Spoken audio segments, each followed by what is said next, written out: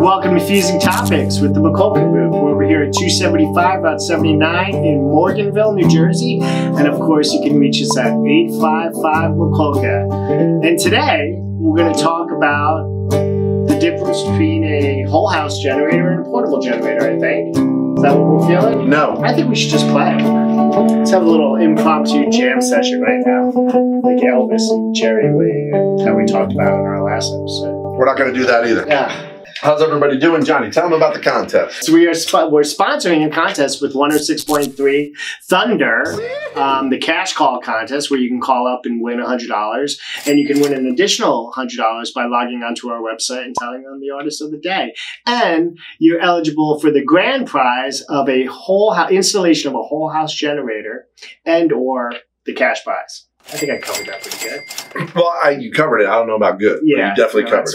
Fair. Right on. So listen, don't forget, log on to the website for 106.3 Thunder. Log on to our website at 855mikulka.com. You can get the artist of the day. You win cash. It's a call-in contest, and it also registers for you to win the grand prize of a whole house generator, supplied and installed, or $8,500 in cash. So definitely check that out, guys. So what I want to talk about today, before we get to your music and movies corner, and who are we doing today? Because this is our country extravaganza. Turn off the lights, the party's over. I don't know who that is. Willie Nelson.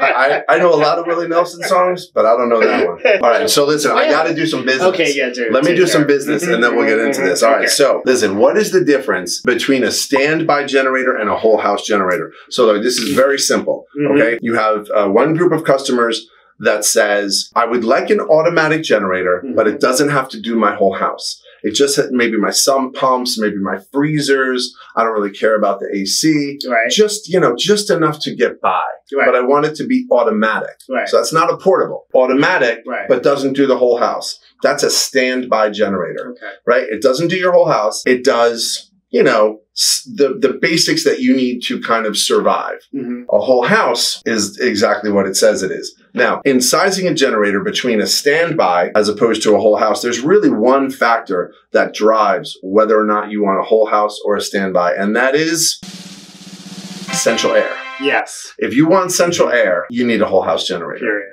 Yeah, there's really no point, and the cost difference, you don't want to try and size a generator to be a standby generator and go, I only want one of my 2 AC. It doesn't make any sense because of the amount of electricity that AC demands when it goes on. That's what determines our size. So realistically, when you guys are considering, do I want a standby unit or do I want a whole house unit? I want automatic, I know that, but do I want the whole house or do I want just part of the house?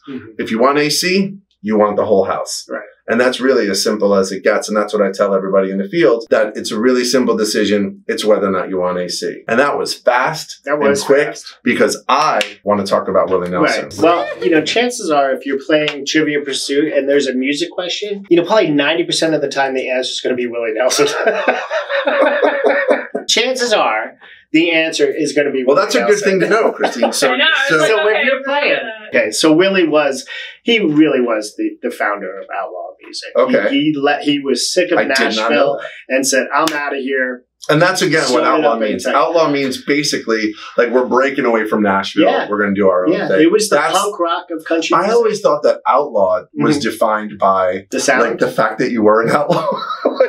That's what I said. Like a criminal. Yes. Right. Yes. Like, I didn't know that outlaw was actually defined by this break with traditional Now, Willie Nashville. had some success, and I'm just saying, pre-outlaw. Right. You know what I mean? He was doing a lot of writing, so forth and so on, but he couldn't. Yeah, there's like footage of him on like old TV shows. Oh, with the short hair and like a crooner. You know what I mean? I think Roy Orbison sang some. And Roy is another one. Trivia. Like Roy had something.